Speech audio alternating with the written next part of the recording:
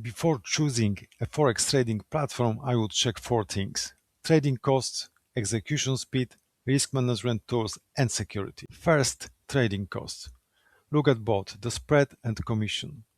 The spread is the difference between the buy and sell price. The commission is an additional fee. For active traders, lower costs can make a big difference over hundreds of trades. FP Markets currently advertise Forex spreads from 0 pips on its raw ECN accounts. Pepperstone also advertises Razor accounts spread from 0 points on Forex CFDs. Second, execution speed. When the market moves quickly, you don't want unnecessary delays between clicking buy or sell and your order being filled.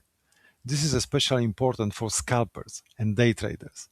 Pepperstone currently reports execution from 50 milliseconds. FP Market also highlights fast execution. The key point is simple.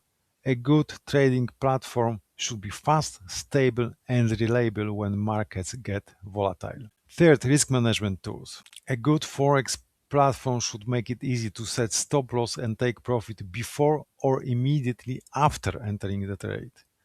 A trailing stop is also useful because it can automatically follow the market when the trade moves in your favor. And for active traders, one-click trading can make entering or closing a position much faster. Pepperstone supports one-click trading and lets you preset stop loss, trailing stop loss, and take profit levels. And finally, test it before you trust it. A good broker should offer a demo account so you can test the platform, order types, and strategy without risking real money. But don't stop there. Check the broker's regulation and client money protection. For example, Pepperstone states that client funds are held in segregated accounts, separate from the company-owned funds.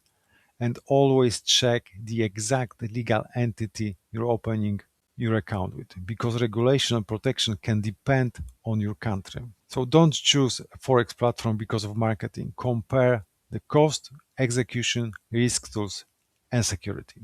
Thank you for watching.